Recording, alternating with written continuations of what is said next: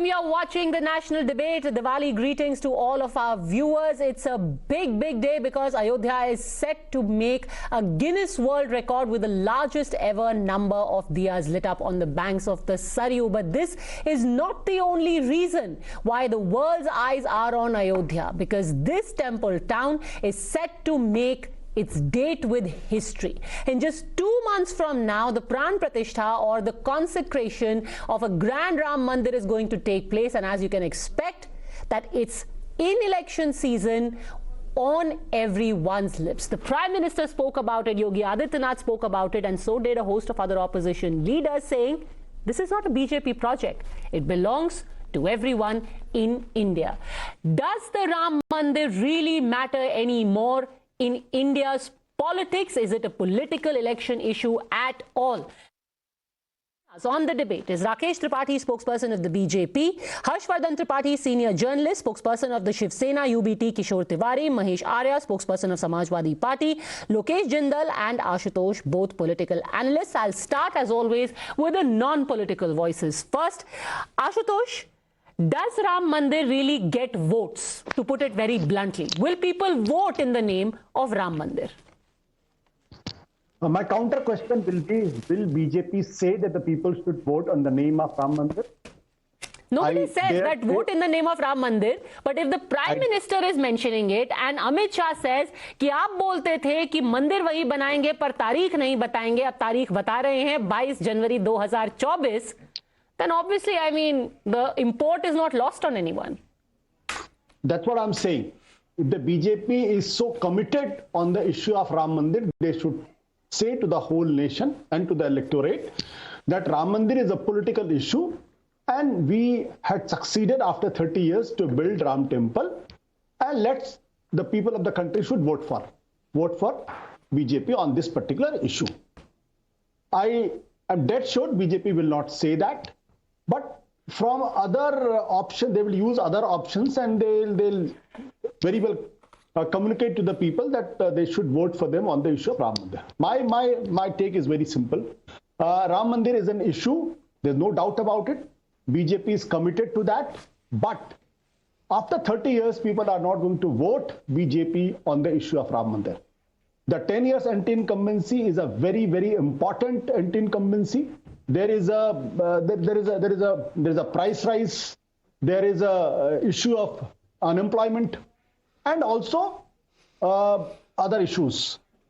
Those issues are going to play a very important role, and that will be the defining moment in Indian politics. Because as soon as last week, CSDS has come out with a survey and clearly says that in earlier elections, if there were more than 50 to 60% people who were committed voters of independent political parties like BJP and the Congress, now the number of the committed voters has shrunk from 55 to 60% to 30-35%. That means people are willing to vote for the party or the government who has fulfilled the expectations of the people and whom people believe that that party, the government, is going to deliver for them. Okay, before I take the opening comments from Harshvardhan Tripathi, Rakesh ji, आप जल्दी से respond करना चाहेंगे कि मंदिर बन रहा है, बहुत अच्छी बात है, हर कोई खुश है, पर अब इसके नाम पर वोट नहीं मिलेंगे। आशुतोष जी की भाषा में कोई परिवर्तन नहीं आया है। मुझे याद है उत्तर प्रदेश और उत्तराखंड के चुनाव के पहले भी इसी प्रकार की भाषा उन्होंने तब भी प्रयोग की थी, तब भी ऐसे ही मुद्दे गिनाए थे।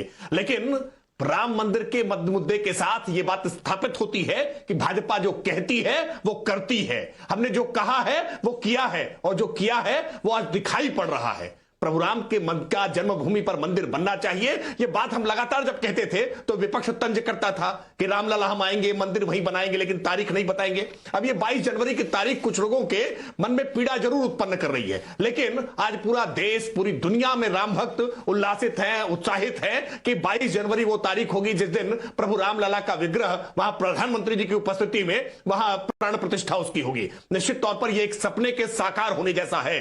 500 वर्षों से लंबा संघर्ष जो था, इस लंबे संघर्ष को एक सुखद विराम मिल रहा है और प्रभु रामलला अब दिव्य और भव्य मंदिर में विराजेंगे। और केवल मसला केवल मंदिर का नहीं है, मसला लंबे समय तक इस देश में जो अपीजमेंट की पॉलिटिक्स होती रही है, जो मजहबी तुष्टीकरण होता रहा है, उस मजहबी तुष्टीकरण का अंत भी दिखाई दे रहा है। वरना भगवान राम का नाम लेने से जो परहेज करते थे, जो राम मंदिर के स्थान पर विश्वविद्यालय, शौचालय और पुस्तकालय बनाने की दलील रखा करते थे, आज वो भी कह रहे हैं कि राम सबके हैं, ये मंदिर सबके लिए है, यहां सबको जाना चाहिए, इसका श्रेय नहीं लेना चाहिए। डंके की चोट पर श्रेय लेंगे। भारतीय जनता पार्टी एकमात्र राजनीतिक दल था जो बार बार अपने घोषणा पत्र में, संकल्प पत्र में, मैनिफेस्टो में लगातार ये बात कहता था कि हमारी राजनीतिक प्रतिबद्धता है कि प्रभु राम का मंदिर उसी जन्मभूमि पर बनना चाहिए। और आज ये सपना जब साकार हो रहा है, चाहे वो अशोक सिंघल जी का उसमें जो सपना वो जीवित रहते नहीं पूरा कर पाए, उनकी आंखों के सामने नहीं पूरा हो पाया, वह महंत अवैधनाथ जी जिस सपने को लेकर के चले थे वो सपना नहीं पूरा हो पाया। लेकिन आज योगी आदित्यनाथ जी उत्तर प्रदेश के मुख्यमंत्री हैं, प्रधानमंत्री नरेंद्र मोदी जी के हाथों से जब प्रभु रामलला का विग्रह वहां प्राण प्रतिष्ठा होगी साधु संतों की उपस्थिति में, तो कुछ लोगों को पीड़ा जरूर होगी। हम स्पष्ट तौर पर कह रहे हैं, इससे मुद्दा वोट बटोरने का नहीं है, लेकिन भाजपा का कमिटमेंट जरूर स्थापित होता है कि भाजपा जो कहती है वो करती है। हमने 370 हटाने के लिए कहा था, हमने वो भी करके दिखाया है। भाजपा जो कुछ commitment, it's about being true to your word. नहीं, मैंने एक छोटा सा सवाल पूछा था, उसका जवाब बीजेपी के प्रवक्ता को देना चाहिए। वो ये, क्या राम मंदिर के नाम पर वो लोगों से वोट मांगेंगे? सीधा सा प्रश्न, इसमें मैं कोई बट परंतु लेकिन का प्रश्न ही नहीं उठता। भारतीय जनता पार्टी क्या कहने की स्थिति में है कि राम मंदिर हमने बनवाया है, इसलिए देश की जनता हमको वोट दे।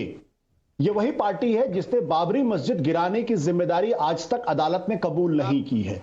अगर आपको इतनी तकलीफ थी बाबरी मस्जिद के गिराने से, जिसको सुप्रीम कोर्ट ने यह कहा था कि आपराधिक कृत्य है, तो आप अपनी विचारधारा के प्रति अगर कमिटमेंट है, प्रतिबद्धता है, तो डंके की चोट पर कहिए कि हमारी पार्टी ने, हमारे लोगों ने, हमारे नेताओं ने बाबरी मस्जिद गिराई है क्योंकि राम का मंदिर वहां पे बनना चाहिए। पर डंके की चोट पे एक्चुअली आज तक सिर्फ एक नेता ने बोला है, और वो नेता की पार्टी तो अब सबसे सेक्युलर पार्टी है, और वो नेता थे बाल ठाकरे। बाल ठाकरे ने बोला था कि और कोई गया नहीं गया, हमारे लड़के गए थे और हमारे लड़कों ने डोम पे चढ़ के ध्वस्त किया। मैं इसीलिए ये most secular party today, Shivsena UBT. Padmaja, मैं ये प्रश्न इसलिए खड़ा करता हूं, ये प्रश्न इसलिए जरूरी है कि अगर आप अपनी विचारधारा के प्रति अगर कमिटमेंट है, तो फिर आप उसके लिए किसी भी कीमत तक, कोई भी कीमत अदा करने के लिए तैयार रहिए। अगर बाबरी मस्जिद एक काला कलंक था, तो फिर बाबरी मस्जिद गिराने की जिम्मेदारी भी लीजिए और कहिए अगर उसके लिए मैं फांसी पर चढ़ना पड़ेगा तो मैं फांसी पर भी चढ़ूंगा। Very quickly Rakesh Tripathi, then I want to open this up. आप सिंपल सा सवाल का जवाब दीजिए, क्या आप लोगों के पास जाएंगे, कहेंगे हमने मंदिर बनाया, वोट दीजिए? ये सीधा सवाल है आपसे। देखिए, मैं बिल्कुल स्पष्ट तौर पर कह दूं, पहली बात तो बाबरी को बार बार मस्जिद मत कहिए, वो एक विवादित ढांचा था और विवादित ढांचा को प्रचंड हिंदू शक्ति ने गिराया। इस बात को लेकर के कोई संकोच नहीं, कोई शर्म नहीं है। वो विवादित ढांचा गिरना ही चाहिए था और निश्चित तौर पर वो गिरा। ये सुखद क्षण थे, ये गर्व के पल थे पूरी हिंदू जनमानस के लिए, हिंदू शक्ति के लिए। यह दुर्भाग्य रहा है कि 500 वर्षों तक अपने आराध्य के लिए ही कोर्ट की दहलीज पे खड़ा रहना पड़ा। लेकिन हम गर्व के साथ कह रहे हैं कि भारतीय जनता पार्टी के वरिष्ठ नेता रविशंकर प्रसाद जी कोर्ट में खड़े होकर के दलीलें दे रहे थे, जब कपिल सिब्बल इस बात के लिए लगातार वकालत कर रहे थे कि वहां पर मंदिर बनाने के लिए जल्दबाजी ना की जाए, इसकी डेट बाय डे हियरिंग न की जाए। कांग्रेस लगातार लटका अटका और भटका रही थी और भारतीय जनता पार्टी सारे रास्ते के रोड़े लगातार हटा रही थी कि कैसे मंदिर के मार्ग प्रशस्त हो, कैसे उसके रास्ते की बाधाएं हटे। और जैसे ही कोर्ट का ऑर्डर आया, कोर्ट के ऑर्डर के बाद भी, यानी कोर्ट के भीतर भी और कोर्ट के बाहर भी भारतीय जनता पार्टी ने अपनी भूमिका का निर्वहन किया है। हम इस बात से पीछे नहीं हट रहे। हर्षवर्धन जी, मोबिलाइजेशन होगा क्या इसको लेके, electoral mobilization? Just come back to Ashutosh ji. मैं एक second, let everyone get their word in. Harshvardhan ji, हाँ। सबसे पहले आप सभी को धनतेरस की ढेर सारी शुभकामनाएं, और सबको धन इतना मिले कि आपका कोई अपमान धन की वजह से न कर पाए, लेकिन इतना भी धन न मिल जाए कि दूसरे का अपमान आप धन होने की वजह से करें। तो ये शुभकामनाएं सबके लिए।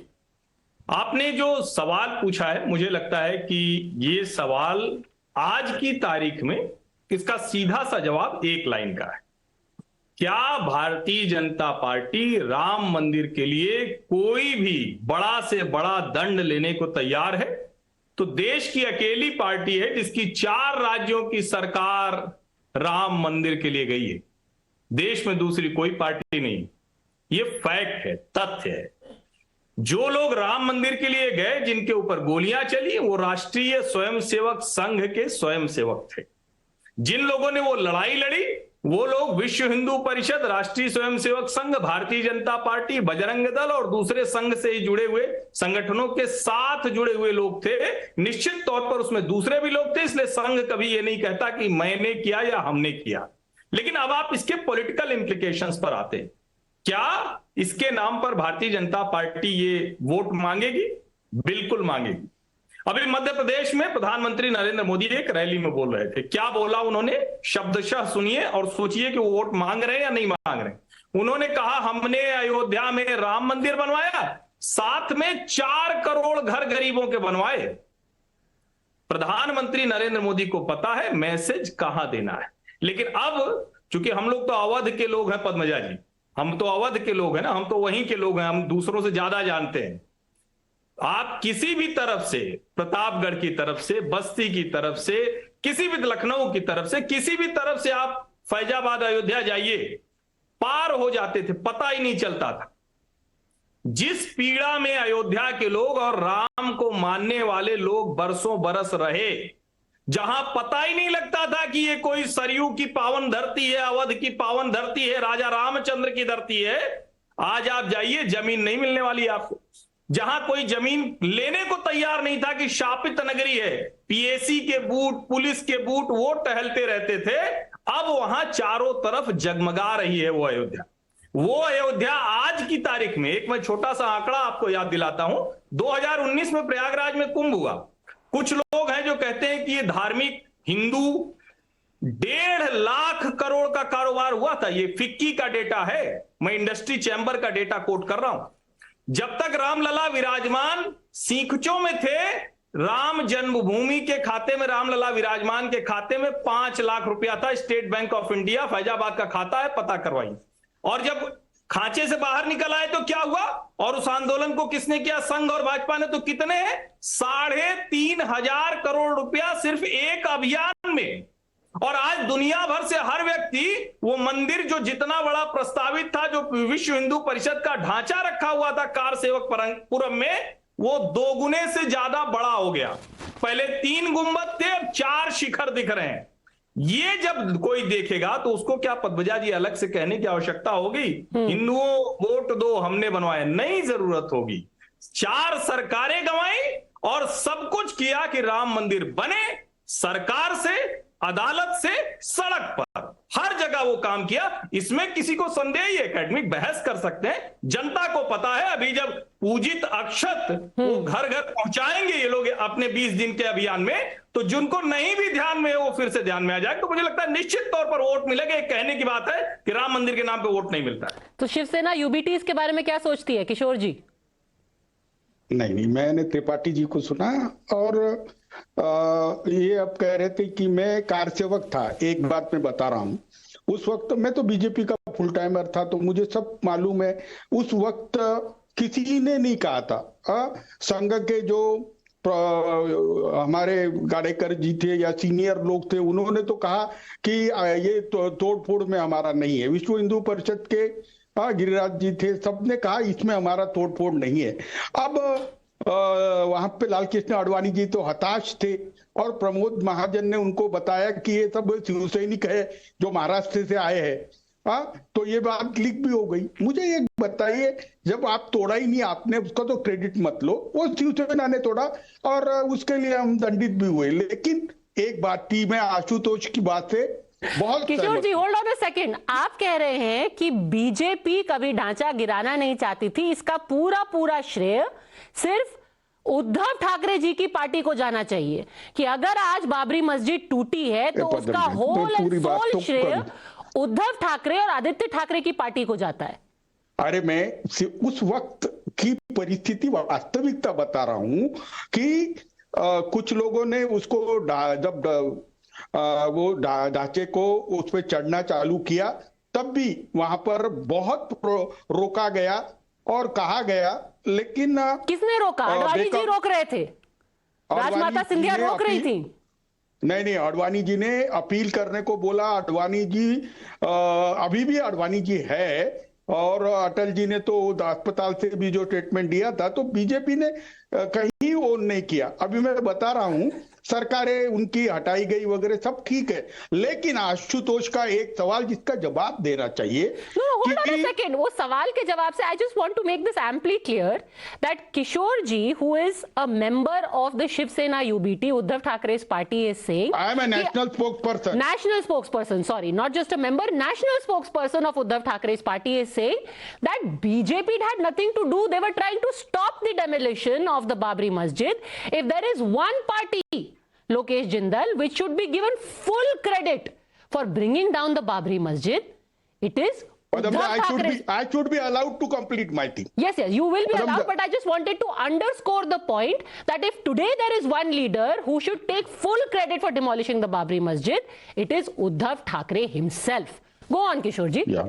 और अपने बताइए। मैं बात कर रहा था, देखिए 25-30 साल पहले की राजनीति बदल गई। आज बीजेपी को राम मंदिर के क्रेडिट लेने से वोट मिलेंगे क्या? देखिए महंगाई चरम सीमा पे है, 10 साल मोदी जी के हो चुके हैं, सबका साथ सबका विकास कर दिया है। अब मोदी जी छाती ठोक ठोक के कहते कि 80 करोड़ को मैं अनाज दे रहा हूं, 4 करोड़ घर बांध लिए, ये सब कुछ मैं बता रहा हूं। ग्राउंड रियलिटी ऐसी है कि दिवाली के धनतेरस पर हम हैं और चरम सीमा पे महंगाई है, लोगों को दिक्कतें बहुत आ रही है और किसानों में अनरेस्ट है। तो मुझे एक बात बताना है कि एक बार जादू चला, अटल जी बन गए राम मंदिर के आंधी में, बीजेपी को भी मिला, मोदी जी को तो आर्थिक विकास पर मिला, भ्रष्टाचार के खिलाफ मिला, लेकिन मोदी जी और इनकैश कर पाएंगे क्या? तो अब देखते हैं मोदी जी। भगवान जाने, आपने तो धनतेरस पे ऐसा सोने का सिक्का दिया है अभी बीजेपी को, बता दीजिए Lokesh Jindal. So essentially what we are saying is that the temple is being made by the BJP, or rather the government, it was made under the government of the BJP, but that Babri Masjid was brought down by Uddhav Thackeray, Bal Thackeray's party. Well, Padmaja, मैं उस बात So to be fair, even you get credit. You get credit because you are with an alliance with them. So Uddhav Thackeray gets credit. You also get credit. The Congress party also gets credit. बात मंदिर की हो रही है, politics की हो रही है, तो मैं अगर वास्तु की बात करता हूं, वास्तु के भी अनुसार घर के अंदर जो मंदिर है वो चूल्हे के दाएं या बाएं तरफ होना चाहिए, कभी भी चूल्हे के ऊपर नहीं होना चाहिए। लेकिन भाजपा की नीतियां क्या रही है, उन्होंने चूल्हे के ऊपर मंदिर को स्थापित कर दिया है। मतलब घर में सिलेंडर का रेट, बिजली का रेट, महंगाई, बेरोजगारी, इसको नकार के केवल और केवल उसके ऊपर मंदिर रख दिया है। ये तो वास्तु के हिसाब से भी गलत है, क्योंकि जब ये सभी नेता वोट मांगने घरों में जाएंगे तो भगवान राम के नाम पर जरूर वोटर इनसे बात कर लेंगे। लेकिन जब वोटर पूछेगा कि भाई बिजली का बिल जो है आज 11 रुपए 13 रुपए प्रति यूनिट, पेट्रोल डीजल का रेट इतना ज्यादा, आपने कहा था उज्ज्वला योजना, कहां है सिलेंडर, कहां है स्टोव? जब बात करते हैं नल की, तो घर में नल तो है लेकिन नल में पानी नहीं है। वो लोग कहेंगे कि पढ़ाई है लेकिन रोजगार नहीं है। तो इन सब प्रश्नों का भाजपा के पास कोई जवाब नहीं होता और इन प्रश्नों के ऊपर वोटर वोट देगा। देखिए, आप धर्म के नाम पर एक वोटर के अंदर प्राइड और एक एसर्शन जरूर ला सकते हैं, उसको आप पोलराइजेशन करके, कम्युनलाइज करके एक पॉलिटिकल एसर्शन जरूर ले आएंगे। No, hold on a second. Are you saying that making the Ram Mandir is polarization and communalization? See, the manner in which BJP resorts to politicization of temple and temple politics, it's, if you look at the pravakta of BJP just a few while ago, ये एक हिंदू गौरव का विषय है, गर्व का विषय है, प्रत्येक हिंदू फोर्स का कार्य था। आप उनके शब्दों पर ध्यान दीजिए, बस थोड़े ही समय पहले उन्होंने कहा था। तो उनके लिए बाबरी ढांचे को गिरा देना और हिंदू मंदिर की स्थापना करना, इससे भगवान राम के चरित्र और रामायण के आधार पर नहीं है। उनके लिए just out of curiosity, saying that this is a subject of Hindu Gaurav is politicization, but stopping the Rath Yatra in Samastipur, Advani ji's Rath Yatra, when Lalu ji stopped it, that is not politics and communalization and polarization. Well, Padmaja ji, in a secular constitution, a secular country like ours, when any event, public event, aims at tearing the very social fabric of Indian society, trying to pit one community against the other, it becomes the responsibility of the state administration and the government to stop such a form. Interesting. Look at the manner in which the Rath Yatra was carrying on. Look at the slogans that were being raised. Look at the manner in which people were being instigated. Look at the manner in which polarization was taking place. So another What do you yatra expect was the done state all the way government to from do? Maharashtra to Ayodhya by the Shiv Sena, now known as Shiv Sena UBT, who, like Kishore Tiwari said, also brought down the Babri Masjid. That you don't have a problem with. Padmajaji, there is a difference between a person who is inclined to Hindu religion, who considers Hindu religion as a tradition and legacy, and a political party who considers Hindu religion as a convenient political tool. Bala Saheb Thackeray was Hindu Hriday Samrat. For him, Hindu religion was not limited to politics. For him, Hindu religion was something that was associated with the soul of Indian society. Great. So what he was did, never the one. what the Shiv Senics did to Babri was good, according to you, because he was Hindu Hriday Samrat. No. Absolutely. See, that is a contentious issue. Contentious? And I'm asking for your yes. opinion. You said My Bala Saheb opinion- Thackeray was Hindu Hriday Samrat. I agree. He said, As per- "Hamare logon ne todi Babri." Was it a good thing or a bad thing? As per the law, any ancient architectural monument has to be preserved by the state, government, and citizens as well. That's So it was wonderful. You should illegal explain and that to shouldn't Uddhav have been Thackeray done. in the next meeting of INDI that happens. But back to the main point. Rakesh Tripathi, Hindi में कहते हैं भूखे भजन ना होए गोपाला। तो एक बार ठीक है, मंदिर 22 जनवरी सब लोग देखेंगे, बहुत खुश होंगे, सब लोग घर में दिए जलाएंगे घी के। उसके बाद घर आएंगे, सिलेंडर नहीं होगा।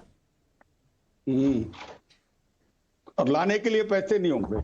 देखिए पद्मजा, मुझे लगता है कि इस बात को थोड़ा समझना होगा कि मंदिरों के साथ एक पूरा अर्थशास्त्र जुड़ता है। और मैं इसलिए जब कह रहा हूं तो काशी विश्वनाथ का कॉरिडोर बनने के बाद से काशी में, बनारस में पहुंचे हुए पर्यटकों की संख्या गोवा में पहुंचे हुए पर्यटकों की संख्या के 10 गुना ज्यादा है। और अभी हर्षवर्धन जी ने जो आंकड़ा कोट किया प्रयागराज के कुंभ के संदर्भ में, मुझे लगता है ये आंखें खोलकर देखना चाहिए। और केवल मंदिर नहीं बना है, प्रधानमंत्री जी कह रहे हैं ना कि राम का मंदिर बनाने के साथ साथ 4 करोड़ लोगों के घर बनाने का काम भी हमने किया है। हमने केवल फैजाबाद का नाम अयोध्या नहीं कर दिया है, बल्कि अयोध्या में 50,000 करोड़ रुपए की आज विकास की परियोजनाएं जब लेकर के गए हैं ना, तो पूरे क्षेत्र का समग्रता से विकास होता है। लेकिन इस देश में कैसे हमने देखा है कि तुष्टीकरण के लिए किस किस प्रकार के आयोजन होते रहे, लेकिन ये पूरा इंडिया अलायंस इसमें भ्रम से कैसे घिरा हुआ है। कमलनाथ आज उनको लगता है कि मध्य प्रदेश में मंदिर के आधार पर वोट मिल सकते हैं। वो कह रहे हैं कि मंदिर सबका है। वो कह रहे हैं राजीव जी चाहते थे मंदिर बने, राजीव जी ने ही ताला खुलवाया था, वो मंदिर बनवाना चाहते थे। लेकिन राजीव जी मंदिर बनवाना चाहते थे तो सोनिया जी मंदिर बनवाने को रोकना क्यों चाहती थी? क्यों कपिल सिब्बल बार बार कोर्ट में खड़े होकर के इसको लटकाने अटकाने भटकाने का प्रयास कर रहे थे? क्यों यूपीए की सरकार भगवान राम को काल्पनिक बनाने का हलफनामा सुप्रीम कोर्ट में दे रही थी? ये बातें किसी से छुपी हुई नहीं है। दर्जन भर वकील कांग्रेस के खड़े होकर के इसका विरोध कर रहे थे। लेकिन आज प्रभु राम का मंदिर बन रहा है और लोगों के अंदर एक चेतना दिखाई पड़ रही है, उत्साह दिखाई पड़ रहा है, तो इन्हें लगता है कि चुनाव में इसका नुकसान हो सकता है और इसीलिए आज तरह तरह से प्रयास कर रहे हैं। मैंने देखा सलमान खुर्शीद कह रहे हैं कि हमें निमंत्रण नहीं आया है अभी तक, वो भी निमंत्रण की अपेक्षा कर रहे हैं। इनको जिन लोगों ने तुष्टीकरण के लिए हमास तक का समर्थन कर दिया, सीडब्ल्यूसी में बाकायदा रेजोल्यूशन कर दिया कि फिलिस्तीन के लोगों के हमें बहुत आह है, प्रियंका जी बार बार ट्वीट कर रही है, हमास पर एक भी ट्वीट नहीं करती है। इजराइल के बंधक बनाए गए लोगों की पीड़ा नहीं दिखाई पड़ती है। केवल मजहबी तुष्टीकरण के लिए अभी भी गोलबंदी करने का प्रयास कर रहे लोगों को निश्चित तौर पर मंदिर से पीड़ा है, लेकिन आपकी इस पीड़ा का कोई इलाज नहीं होगा। आपकी पीड़ा का इलाज यही है कि जाइए रामलला के दर्शन करिए, जो दर्शन अब तक सोनिया जी ने नहीं किए हैं, जो दर्शन अब तक राहुल जी ने नहीं किए हैं, प्रियंका जी कभी नहीं गई है, अखिलेश यादव नहीं जाते हैं, तेजस्वी यादव नहीं जाते हैं। आप सब लोग आइए रामलला के दर्शन करिए, सरयू में स्नान करिए। जो आज के अंदर If I'm not mistaken, Akhilesh ji भी गए हैं, उद्धव ठाकरे भी गए हैं अपने परिवार। Okay, very quickly Ashutosh, and then I want to bring in Mahesh Arya. Yes Padmaja, पहली बात तो ये है कि हनुमानगढ़ी के दर्शन करने जाते हैं। पद्मजा, पहली बात तो ये है कि भारतीय जनता पार्टी के प्रवक्ता को देश के प्रधानमंत्री नरेंद्र मोदी से जैसे भी चाहे गुजारिश करनी चाहिए, विनय निवेदन करना चाहिए कि हमास को कृपया करके आतंकवादी संगठन कह दें। अभी तक प्रधानमंत्री जी ने हमास को आतंकवादी संगठन नहीं कहा है और ना ही भारत सरकार ने अभी तक कहा है। यह ऑफिशियल वर्जन है, ये मेरा वर्जन नहीं। पिछले 9 साल से अभी तक भारतीय जनता पार्टी की सरकार नहीं कर, खैर वो एक अलग अब ये दूसरा प्रश्न ये है कि क्या ये सच्चाई नहीं है कि लाल कृष्ण आडवाणी ने यह कहा था कि ये मेरे जीवन का सबसे दुखद दिन है जिस दिन बाबरी मस्जिद गिरी थी। तीसरा प्रश्न, क्या सुप्रीम कोर्ट ने अपने जजमेंट में बाबरी मस्जिद का जिक्र किया या नहीं किया, और क्या ये कहा है कि आपराधिक कृत्य है, आपराधिक कृत्य नहीं है? तो मैं एक ही गुजारिश करूंगा कि बीजेपी के प्रवक्ता हैं तो तथ्यों पर बात करें। सुप्रीम कोर्ट ने कहा है कि एक आपराधिक कृत्य है और यह बाबरी मस्जिद थी। सुप्रीम कोर्ट ने कहा है कि वहां ऐसा कोई प्रमाण नहीं मिला जिसके आधार पर कहा जाए कि मस्जिद गिरा के मंदिर बनाए। इस बात का प्रमाण ये सुप्रीम कोर्ट का वर्डिक्ट है, मेरा वर्डिक्ट नहीं है। अगर किसी को संदेह है गूगल करके भी देख सकता है। ओके, मैं जो प्रश्न खड़ा कर रहा हूं, मैं ये कर रहा हूं कि आप कितने दिन तक, कितनी बार तक आप राम मंदिर के नाम पे वोट मांगने का काम करेंगे? आप क्यों नहीं अपनी 10 साल की सरकार के उपलब्धियों के आधार पर काम? आज बेरोजगारी सीएमआई का डेटा है 10.5%। 24 से 44 साल के बीच, 20 से 24 साल के बीच में बेरोजगारी का आंकड़ा सीएमआई के हिसाब से, बाकी के हिसाब से करीब 30% के ऊपर है। इसका जवाब कौन देगा? गांवों के अंदर 10.88% बेरोजगारी आज की सीएमआई का डेटा यह कहता है। शहरों के अंदर 8.88% है। यह प्रश्न है, बेरोजगारी बढ़ी है, इसका जवाब बीजेपी को देना चाहिए, सरकार को देना चाहिए, इस पर वोट मांगना चाहिए। But that is what Harshvardhan ji responded to, saying कि when the Prime Minister spoke about it in Madhya Pradesh, he said कि हम राम मंदिर भी इनॉग्रेट कर रहे हैं, प्राण प्रतिष्ठा करेंगे, साथ ही में हम गरीबों के घर भी बना रहे हैं, and the two can happen side by side. But answer this before I bring in the Samajwadi Party, Harshvardhan ji. I can't hear you. The issue has gone by its sell by date.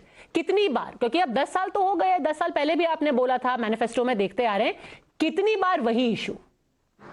नहीं पद्मजा, इसको, ये सवाल बड़ा महत्वपूर्ण है और इसको यूं देखना चाहिए।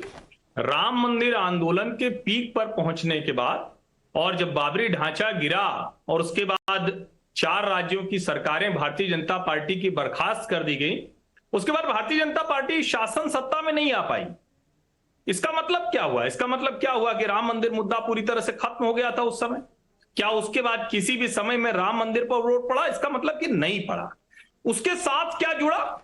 जब नरेंद्र मोदी आते हैं, उसके साथ जो राम मंदिर आंदोलन और हिंदू सोसाइटी को एक करने के काम पर भाजपा और संघ काम कर रहे हैं, उसको उन्होंने करके दिखाया, उनकी वो हिस्सेदारी दिखाई। और जो सबसे बड़ी बात है, जिसको समझना सबसे आवश्यक है, मैं बार बार कहता हूं कि जिसके आराध्य दरिद्र हो, माँ बाप दरिद्र हो, वो कितना भी हो, वो संपन्न नहीं हो सकता। तो जब राम दरिद्र थे तो उत्तर प्रदेश दरिद्र था। आज उत्तर प्रदेश की इकोनॉमी देश के जो विकसित राज्य हैं उनके मुकाबले खड़ी है। आज दुनिया की बड़ी कंपनियां जब भारत में कदम रखती हैं तो जरूरी नहीं कि वो हर बार गांधीनगर, बेंगलुरु, हैदराबाद ही जाएं, चेन्नई ही जाएं, वो उत्तर प्रदेश की राजधानी लखनऊ में आती हैं। और जो पूरी इकोनॉमिक सिचुएशन है उसको सिर्फ रिलीजियस, जिसको कहते हैं कि टूरिज्म भर से नहीं देखना चाहिए।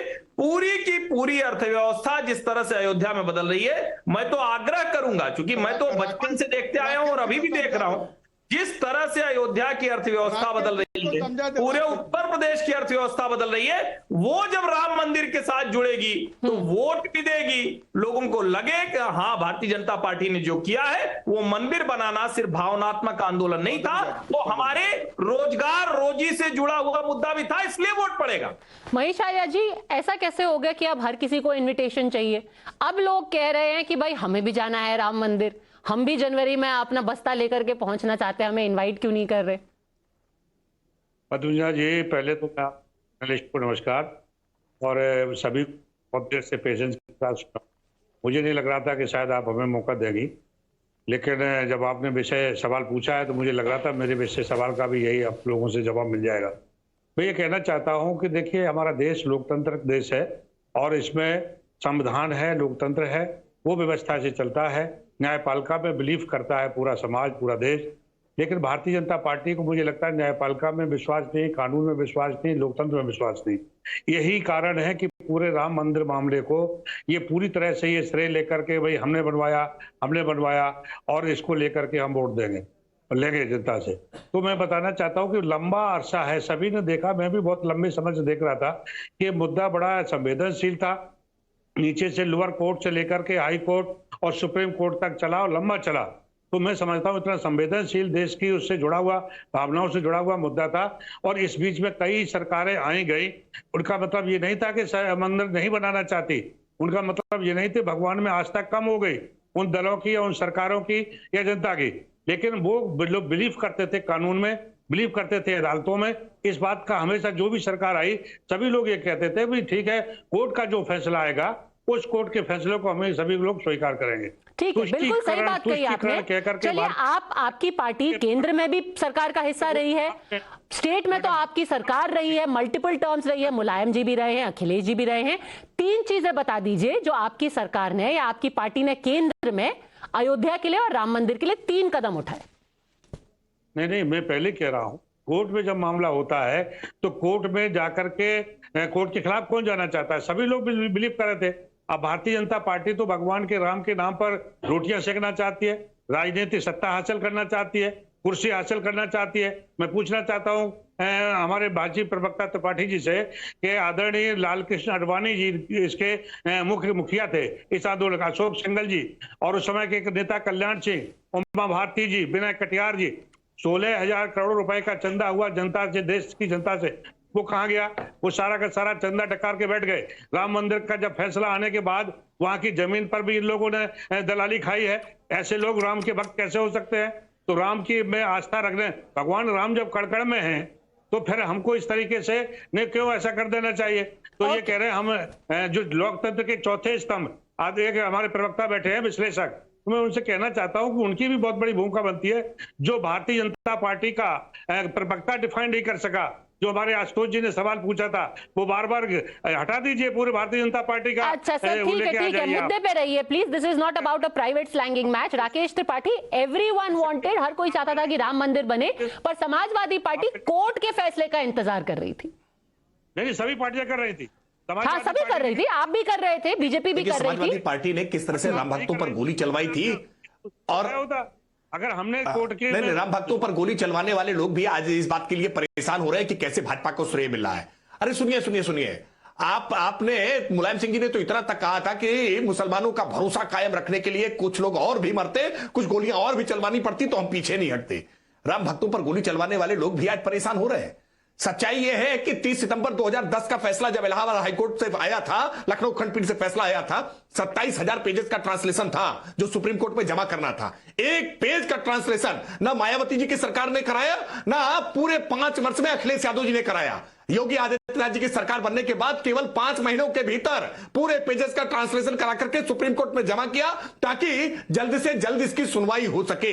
हर संभव प्रयास किया है भारतीय जनता पार्टी ने कि रामलला का भव्य मंदिर बने, प्रभु रामलला अपने भव्य मंदिर में विराजे, इसके लिए हर संभव प्रयास भाजपा ने किया है। और आज इनको निमंत्रण चाहिए, आज हमको बुलाया नहीं जा रहा है, आज भाजपा श्रेय क्यों ले रही है, आज भाजपा इसको राजनीतिक मुद्दा क्यों बना रही है? अरे राम पर बात क्यों कर रहे हो, रोटी पर बात क्यों नहीं कर रहे हो, महंगाई पर बात क्यों नहीं कर रहे हो, बेरोजगारी पर बात नहीं कर रहे हो? करेंगे, सब पर बात करेंगे। आज का मुद्दा राम मंदिर पर रखा है, राम मंदिर पर बात कर लीजिए। क्यों पीड़ा हो रही है? राम मंदिर पर बात नहीं करना चाहते क्या? राम तो विकास के साथ जुड़े हैं। देश में शासन की सबसे बढ़िया अवधारणा वो रामराज की अवधारणा है, और रामराज की अवधारणा के साथ आज केंद्र की नरेंद्र मोदी सरकार काम कर रही है, उत्तर प्रदेश की योगी सरकार काम कर रही है, मध्य प्रदेश की शिवराज सरकार काम कर रही है, हरियाणा की मनोहर लाल खट्टर सरकार कर रही है। भारतीय जनता पार्टी की सरकारें रामराज की अवधारणा पर चलती हैं और उसको लागू करने के लिए हर संभव प्रयास करती है ताकि पंक्ति का अंतिम व्यक्ति भी उतना ही महत्व रखे, उसकी भी आवाज को पूरा सुना जाए। और इसीलिए आज पक्के मकान भी बनाए हैं, उन मकान में शौचालय भी बनाया है, उसमें आज उज्ज्वला गैस के कनेक्शन भी पहुंचाए हैं, उसमें आज सौभाग्य योजना के तहत बिजली के कनेक्शन भी पहुंचाए हैं, आयुष्मान का कार्ड भी दिया है। गरीब कल्याण की योजनाओं के कारण महेश जी को जवाब देने दीजिए महेश जी, देन किशोर तिवारी के मुद्दे से पेट में दर्द क्यों होता है? दर्द में वो पेट में होता आपके, हमारे पेट में दर्द नहीं होता। आप सत्ता जी भी भगवान को इस्तेमाल कर रहे हैं, हनुमान की जात बता रहे हैं, आप भगवान राम को गालियां भी दिलवा रहे हैं। महेश जी, अगर आप सत्ताजीवी की बात कर रहे हैं तो कमलनाथ खुद कह रहे हैं कि सबसे बड़ी हनुमान जी की मूर्ति हमने बनवाई है। मध्य प्रदेश में छिंदवाड़ा में वो भी कहते हैं, छत्तीसगढ़ में वो राम वन गमन पथ बना रहे हैं, गोबर के लिए 2 रुपए किलो दे रहे हैं। तो कर तो हर कोई रहा है, पर अब राम मंदिर क्योंकि इतना बड़ा मुद्दा है, अब कहना कि हम भी चाहते थे, आप ये बता दीजिए कि आपने क्या किया। Kishore Tiwari also want to come in. Yes, नहीं, मैं बात करता हूं। दोनों त्रिपाठी जी बहुत अच्छी बैटिंग कर रहे हैं और एक तो राजकीय विश्लेषक है, और लेकिन उनकी बैटिंग तो राकेश से भी अच्छी है। लेकिन मैं एक बात बताता हूं कि मोदी जी ने 10 साल में किया। आप तो बोलते कम, मोदी जी ज्यादा बोलते। लेकिन राम मंदिर के मुद्दे पर इनको वोट मिलेंगे क्या, क्या क्रेडिट होगी क्या? मुझे मेरा आकलन, मैं तो देखिए राम जी के वंशज जो है भगवान गौतम बुद्ध वगैरह इनको भी जानता हूं, और राम की पूरी समग्र उनका जो चारित्र है उसको भी समझा हूं। लेकिन मैं एक बात कह रहा हूं कि मैं ये लोगों के विवेक पे छोड़ना चाहता हूं कि क्या अभी भी ये धर्मांध राजनीति करने वाले लोग और धर्म के नाम पर देश के विकास को जोड़ने वाले लोगों को वोट मिलेंगे क्या? मोदी जी को ये 5 राज्यों में ही तो वो गिना ले रहे, तो आपको मालूम पड़ जाएगा ना 10-12 दिन के बाद। लेकिन मैं कहता हूं कि जो ग्राउंड रियलिटी मैं देख रहा हूं, एग्रीकल्चर इकोनॉमी की और रोजगार की देख रहा हूं, उससे मुझे लगता है कि आप कितना भी भगवान को लेके आएंगे नहीं जमेगा। तो फिर लोग परेशान क्यों हो रहे हैं? सलमान खुर्शीद ये क्यों कह रहे हैं कि भाई हम सबको इनवाइट करना चाहिए? अखिलेश जी ये क्यों कह रहे हैं कि भाई बीजेपी का इवेंट क्यों? अगर कोई इसका मुद्दे का कोई इंपॉर्टेंस ही नहीं है तो छोड़ दीजिए, जाने दीजिए प्रधानमंत्री को, बॉयकॉट कर दीजिए, मत जाइए। तो किशोर जी, लोग क्यों इतने फिर परेशान हो रहे हैं? अरे देखो, मैं हूं वो बाबरी मस्जिद गिराने वालों की तरफ से, और इंडिया अलायंस के मिनिमम कॉमन प्रोग्राम में कांग्रेस और समाजवादियों के जवाब देने का अभी कार्यक्रम जब आएगा तो हम लड़ेंगे नहीं, उनकी भी बात करेंगे। लेकिन मैं आज कहता हूं कि बीजेपी के जो हल्की हरकतें है उसको इग्नोर करना ही ठीक रहेगा। कर्नाटक में देखा ना, कैसे हल्की हरकत? नहीं देखो, चुनाव के अंदर, कर्नाटक के चुनाव के अंदर हनुमान जी याद आए थे, और कोई भी दूसरा ईसीआई होता, अगर चुनाव आयुक्त होता तो मुझे डिस्क्वालीफाई करने की बात होती। कमलनाथ जी अपना नॉमिनेशन भरने गए, पहले हनुमान मंदिर पे रुके, उसके बाद राम मंदिर पे रुके, फिर ही नॉमिनेशन सेंटर में गए। नहीं, चुनाव प्रचार के अंदर धर्म का पूरा वापर किया गया है। अभी भी उनके चुनाव प्रचार के अंदर राम जी का खुला प्रचार हो रहा है। ये सब चीजें धार्मिक भावनाएं भड़काने में आती है। Okay, Harshvardhan Tripathi, not only is it cynical, but it's also against the moral code of conduct, to mix religion with elections. That's all right. Harshvardhan Tripathi, ये जो कर रहे हैं, that move, राकेश त्रिपाठी, अगर आप, if you can take that question. उनको नहीं समझा ही नहीं, उनको नहीं। मैं आपका सवाल सुन नहीं पाया, फोन डिस्कनेक्ट हो गया था, आप दोबारा सवाल दोहरा। किशोर तिवारी कह रहे हैं कि राम के नाम पर वोट मांगना डायरेक्टली और इनडायरेक्टली, या फिर हनुमान जी का जो स्लोगन दिया था कर्नाटका इलेक्शन में, ये मॉडल कोड ऑफ कॉन्डक्ट के भी खिलाफ है, अनएथिकल तो है ही है। नहीं, हम बिल्कुल राम के नाम पर वोट नहीं मांग रहे। नहीं, हम बिल्कुल राम के नाम पर वोट नहीं मांग रहे। हम अपने कमिटमेंट के आधार पर वोट मांग रहे हैं कि जो हमने कहा था वो हमने किया है। और बाकी तो भारत की परंपरा रही है, मेरा राम की कृपा से सब काम हो रहा है। हम अपने सारे कार्य का श्रेय तो अपने प्रभु को ही दे देते हैं कि हमारी प्रभु की कृपा से ही हो रहा है। भारतीय जनता पार्टी के लिए जो कुछ भी मिलेगा वो प्रभु राम की कृपा से मिलेगा। हम प्रभु राम के नाम का सौदा नहीं कर रहे हैं, प्रभु राम के नाम पर वोट नहीं मांग रहे हैं। लेकिन यह बात राम भक्तों को जरूर समझ में आती है कि कौन रामद्रोही है, कौन राम भक्त है, कौन राम मंदिर के निर्माण में बाधाएं उत्पन्न कर रहे थे और किसने राम मंदिर के निर्माण का मार्ग प्रशस्त किया है। यह बात तो समझ में आती है। ये बात समझ में आती है कि किसने अनुच्छेद 370 हटाया, और कौन कह रहा था कि अनुच्छेद 370 हटेगा तो कश्मीर में तिरंगा लहराएगा नहीं, कोई हाथ नहीं बचेगा जो तिरंगा लहराए। हमने जो कहा था वो किया है, ये लोगों को दिखाई पड़ रहा है। राकेश जी अच्छे मित्र हैं, लेकिन एक चीज बड़ी महत्वपूर्ण है कि किसी को मालूम हो या ना मालूम, भगवान राम को जरूर मालूम होगा कि नाम पर वोट कौन मांग रहा है।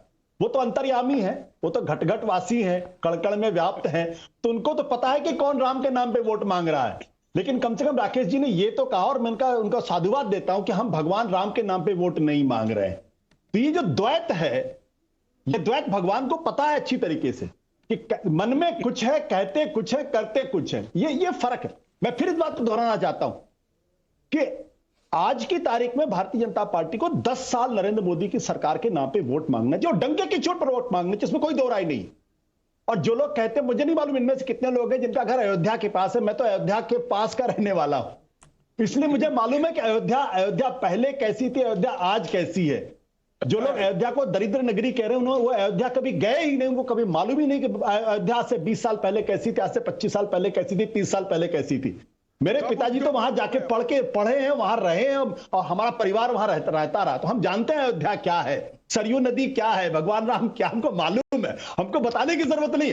दिक्कत क्या है कि जो उस पर कॉपीराइट मान लेते हैं, ये कॉपीराइट मेरा है, मुझे प्रॉब्लम इस बात को लेके। और डंके की चोट पर कहिए ना कि मैंने तो चुनौती दी है कि डंके की चोट पर कहिए हाँ बाबरी मस्जिद मैंने गिराई है और उसके लिए अगर फांसी की सजा भी भुगतनी पड़ता, भुगतेंगे, जैसे भगत सिंह ने कहा। डंके की चोट पे तो किशोर तिवारी ऑलरेडी बोल चुके हैं।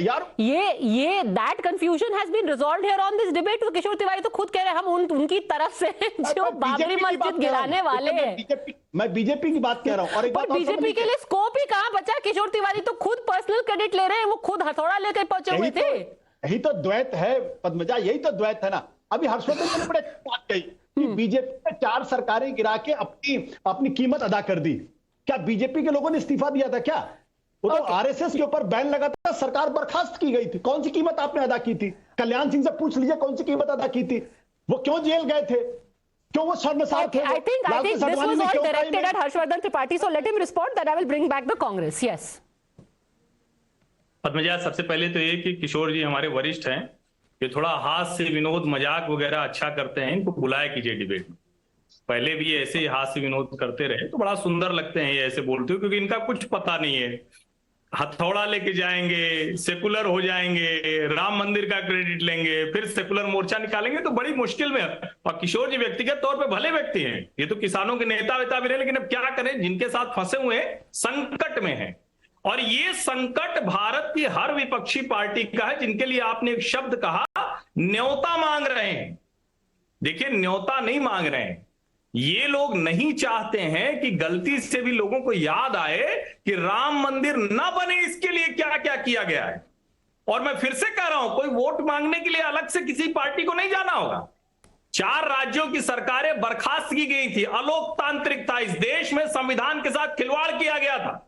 उसके बावजूद भारतीय जनता पार्टी अपने उस एजेंडे से पीछे नहीं हटी। और मैं एक पॉलिटिकल एनालिस्ट के तौर पर मानता हूं कि वो भाजपा का सबसे स्ट्रांग मूव था। आज भारतीय जनता पार्टी जहां खड़ी है, चूंकि उसने अपने मुद्दे से जरा सा भी पीछे नहीं हटना तय किया, इसलिए आज वो वहां खड़ी है। और जो लोग आज गर्त में मिल रहे हैं, वो अपने मुद्दों से पीछे हट गए, ये समझना बहुत जरूरी है। और अयोध्या क्या थी और क्या बदल गई है, 25 वर्षों में क्या हो गया है, वो सब छोड़िए, 17 से 23 में क्या हो गया है, इसकी एक स्टोरी बनाइए, एक कहानी करिए। और मैं तो कहूंगा कि आशुतोष जी को भी जरा जाना चाहिए, लगता है इधर गए नहीं। कोई बात नहीं, अभी हवाई अड्डा भी शुरू हो जाए, रेलवे स्टेशन भी शुरू हो जाए, तब चलेंगे, साथ में चलेंगे। बिल्कुल। और 22 जनवरी के पहले 20 जनवरी को मैं आप दोनों को इनवाइट करती हूं, हम आप दोनों को साथ में लेकर के चलेंगे। आप दोनों अपना अपना वर्णन कीजिएगा कि आपने पिछले 10 सालों में अयोध्या को बदलता हुआ देखा है कि नहीं बदलता हुआ देखा है। I offer the platform. बिल्कुल बिल्कुल साथ में करेंगे, बिल्कुल। We offer the platform. Final word I am giving to you Lokesh Jindal. अब ये गहरी विडंबना है, बताऊंगा इसको। अच्छा ठीक है, राकेश त्रिपाठी एक बार बोल दीजिए अपनी बात, फिर Lokesh Jindal, I will give you the final word. Yes Padmaja, देखिए, अयोध्या भारतीय जनता पार्टी की सरकार आने से पहले अयोध्या नगर पालिका हुआ करती थी और फैजाबाद के नाम से कलंकित थी। लेकिन आज अयोध्या नाम से आलोकित हुई है जब अयोध्या का नगर निगम बनाने का काम किया है। अयोध्या में कोई मेडिकल कॉलेज नहीं था, आज राजा दशरथ के नाम पर मेडिकल कॉलेज बन रहा है। भगवान श्री राम के नाम पर अंतरराष्ट्रीय एयरपोर्ट बन रहा है। अयोध्या का जाकर के रेलवे स्टेशन देख करके आइए, प्रस्तावित किस तरह का है। अयोध्या में 50,000 करोड़ रुपए की परियोजनाएं चल रही है। अयोध्या में आज इंटीग्रेटेड, आज वो जो वायरिंग का काम है, तो तारों के मकर जाल थे, आज वो अंडरग्राउंड की केबलिंग का करने का काम किया गया है। आज अब बढ़िया सीवर लाइन डालने का काम किया गया है। आज चौड़े रास्ते बनाए जा रहे हैं। अयोध्या की पूरी तस्वीर और पूरी तकदीर बदल गई है। मुझे लगता है लंबे समय से शायद आशुतोष जी गए नहीं है, उनको जाना चाहिए, आना चाहिए। और कल भावी दीपोत्सव, आज भावी दीपोत्सव जो है ना, इस भावी दीपोत्सव को देखने आना चाहिए। देश दुनिया से लोग आ रहे हैं देखने के लिए। आशुतोष, ये तो पर्सनल वो बन गया है कि अयोध्या को बेहतर कौन जानता है। आशुतोष, हाँ, बाबरी मस्जिद गिरने के बाद भारतीय जनता पार्टी अयोध्या फैजाबाद में चुनाव हारी थी, और कौन जीता था? कम्युनिस्ट पार्टी के कैंडिडेट चुनाव जीते थे। ये शायद भूल जाते हैं। आज नोएडा में आके देख लीजिए तो यहाँ फ्लाईओवर भी है, अंडरपास भी है, मेट्रो भी है, और यहाँ पे एयरपोर्ट भी बन रहा। तो जो हिंदुस्तान में पिछले 25-30 सालों में विकास हुआ, उसकी प्रतिबिंब भी वहां पे है। आप चले जाइए दिल्ली के अंदर, इसी दिल्ली के अंदर हमने देखा था एयरपोर्ट कैसा था। 3 एयरपोर्ट है, तो आप क्या बात किसको गुमराह करने की कोशिश कर रहे हैं? अरे भाई विकास को समग्रता में देखिए। हम लोग तो अयोध्या वासियों में मालूम है क्या है, आप किसको बेवकूफ बना रहे हैं हमें मालूम है भाई। 40 किलोमीटर दूर हमारा घर है वहां पे, चलिए मस्कनवा में चलिए, मैं आपको दिखाता हूं वहां पे क्या है। डन डन 20 तारीख को हम वहां पहुंच जाएंगे। लोकेश जिंदल, एक बहुत आपको I know that both of you want to talk, but ये 20 तारीख से we will take this forward. आगे नहीं गई पद्मजा, दिल्ली से आगे नहीं गई। आशुतोष गलत तुलना कर रहे हैं। दिल्ली में एयरपोर्ट है, देश के दूसरे हिस्सों में नहीं हुआ, यही मुश्किल हुई। अब अयोध्या में भी है और देश के दूसरे हिस्सों में, तुलना ही गलत है। अब गहरी विडंबना है, what will the Congress party be doing on the 22nd of January, Lokesh Jindal? That remains the big mystery. क्या आप वहां घी के दिए जलाएंगे, अयोध्या जाएंगे, या फिर अपने घर पे ही रहेंगे? पद्मजा जी, भगवान राम की पूजा घर पे की जाए, अयोध्या में की जाए, किसी भी मंदिर में की जाए, वो ईश्वर तक पहुंच ही जाती है। जब अयोध्या में बुलावा आएगा सब जाएंगे और सबका हक है जाने का, भगवान सबके हैं, केवल बीजेपी के नहीं है। लेकिन एक बात मैं कहना चाहूंगा, पर भगवान है ना, आप कांग्रेस मानती है कि राम काल्पनिक नहीं है? देखिए, जस्ट टू बी क्लियर, देखिए है ना भगवान या नहीं है? जब कोर्ट ने ये प्रश्न पूछा था उस समय, तो आर्कियोलॉजिकल सर्वे को बोला गया था कि आप मटेरियल एविडेंस प्रूफ कीजिए, मटेरियल एविडेंस लेकर आइए। उस वक्त जो मटेरियल एविडेंस के ना होने करके ये एफिडेविट दिया गया था कि इस पर्टिकुलर स्टेटमेंट के लिए मटेरियल एविडेंस अवेलेबल नहीं है। लेकिन भाजपा ने इस एफिडेविट को पॉलिटिसाइज करके गलत पिक्चर राष्ट्र के सामने प्रस्तुत की। कभी भी कांग्रेस पार्टी ने हिंदू धर्म के विरुद्ध कोई भी ऐसा कदम नहीं उठाया, ना ही कभी ऐसा किया। लेकिन ये भाजपा का फॉल्स नैरेटिव है जिसको इन्होंने पॉपुलराइज किया और पॉलिटिसाइज किया। अंत में मैं बस इतना कहना चाहूंगा कि इन मुद्दों से आप भीड़ जरूर जुटा लेंगे, आपके इलेक्शन रैली में कुछ लोग आ जाएंगे, लेकिन ये भीड़ बाद में अपने घरों को जाती है। और घर में जाकर भले ही आप सड़कें चौड़ी बना लें, आप एयरपोर्ट बना लें, लेकिन वो उन सभी सड़कों से हर व्यक्ति घर जाता है। और घर में जाकर जब उसे चूल्हा ठंडा मिलता है, जब उसे बिजली नहीं मिलती, जब उसे पीने का पानी स्वच्छ नहीं मिलता, जब उसे स्वास्थ्य नहीं मिलता, शिक्षा नहीं मिलती, रोजगार नहीं मिलता, तो फिर वो आपके इन जुमलों के लिए आपको वोट देने वाला नहीं है। Okay, I'm going to leave it at that, but also remember that in most households in India, at least, जब आप घर भी जाते हैं तो घर में दरवाजे के ठीक सामने एक तुलसी का पौधा होता है जिसके सामने लिखा होता है जय Siya Ram. I will leave it at that. Very happy Diwali to all our viewers and to all the guests. Thanks very much for joining me.